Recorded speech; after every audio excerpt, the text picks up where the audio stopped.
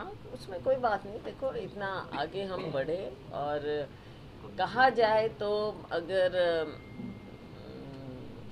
Morally morally Bhajpa की और माननीय प्रधानमंत्री जी की अपनी ये हार है।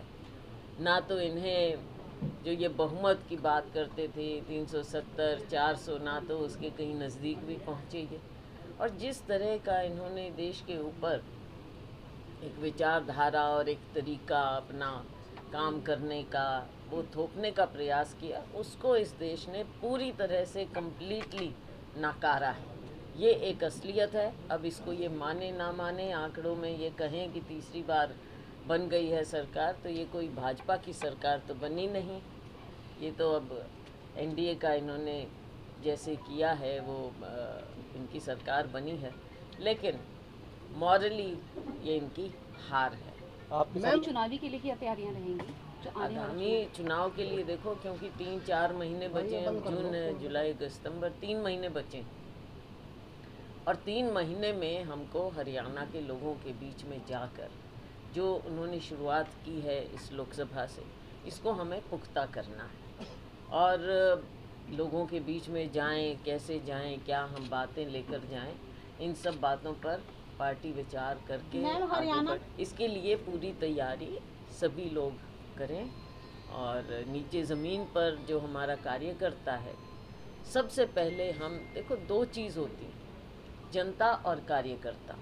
तो जनता और कार्यकर्ता का हमें विशेष रूप से ध्यान देना पड़ेगा कि लोगों की क्या उम्मीदें हैं, और कार्यकर्ता जिसने इतनी मेहनत की है उसकी क्या उम्मीद है।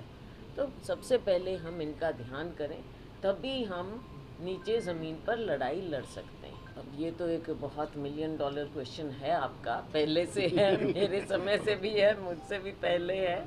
तो अब जल्दी मुझे उम्मीद है कि इसको पूरा कर पाएंगे। सिरसा में मैम दो पूर्व प्रदेश अध्यक्ष कांग्रेस के आमने सामने थे, कुमारी शैलजा और अशोक तंवर। क्या लगता है कि अशोक तंवर क्यों नहीं जीत पाए? कितनी अब देखो, ये तो जनता फैसला करती है। जनता जहाँ कैंडिडेट्स में भी एक तुलना करते हैं, दूसरी ओर पार्टियों में भी तुलना करते हैं, और पार्टियों के नेतृत्व में भी तुलना करते हैं, विचारधारा में तुलना करते हैं। सारी बातें सिरसा के लोगों ने अपना फैसला दिखाया, तो मैं उनकी शुक्रगुजार हूँ।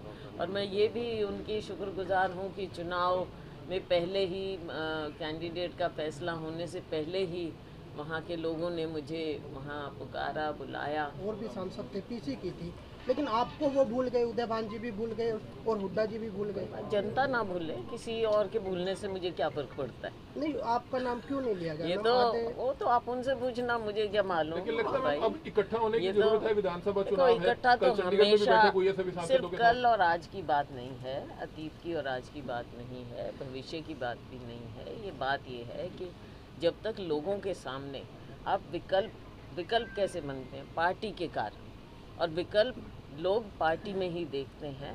बाकी जो सब नेता हैं, चाहे मैं हूँ या कोई भी है, वो पार्टी का हिस्सा है। ये बात कभी नहीं भूलनी चाहिए। ये बात भूलकर अगर हम कार्यकर्ता और लोगों के उम्मीदों को भूल जाएं और केवल अपना परिवार का ही पोषण करते रहेंगे, तो ना जनता हमको इस चीज़ में फिर अपनाएगी ना। तो ये जो भी चीज़ें हैं, इन पर ध्यान देना पड़ेगा। जनता और कार्यकर्ता का सबसे पहले, कार्यकर्ता की लड़ाई लड़नी है हमने।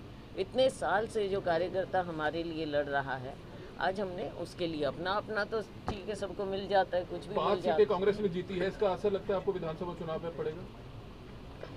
इस पे क्या पूरा पड़ेगा, इस पे इसका भी पड़ेगा। और लोगों में जो एक उम्मीद है और इच्छा है, आज लोगों की इच्छा है कि भाजपा को घर बैठाया जाए।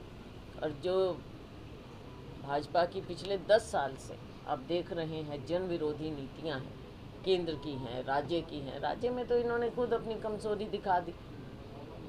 आखिर में जाके जैसे मुख्यमंत्री बदला, केंद्र की कमजोरी आपके सामने ही आ गई है। जैसे माननीय प्रधानमंत्री जी भी मुश्किल से 1.5 लाख से जीते, शुरू में तो 3-4 घंटे तो वो हार ही रहे थे। और राज्य की कमजोरी आपने देखी, सो कॉल्ड सीएम सिटी पहले भी थे, आज भी हो आप। लेकिन अगर हम इस लड़ाई को और अच्छे ढंग से लड़ते, तो हम शायद ये दोनों सीटें भी जीत जाते। मैम मानते हो गुटबाजी के चलते मैम मानते हो कि गुटबाजी के चलते करनाल में दोनों ही प्रत्याशी हार गए? देखो, गुटबाजी एक अलग चीज़ है। गुटबाजी तो कब नहीं हुई और कब नहीं होती।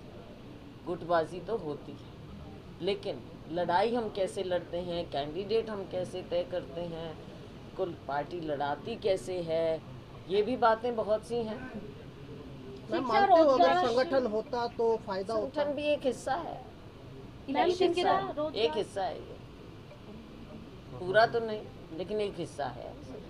शिक्षा, रोजगार और स्वास्थ्य के लिए क्या कुछ नया कानून आ सकता है कांग्रेस के राज में, या फिर किस तरीके से नीतियां बना? आप वेट करिए, मनोहर लाल सब चीज़ों पर नज़र डालेंगे हम।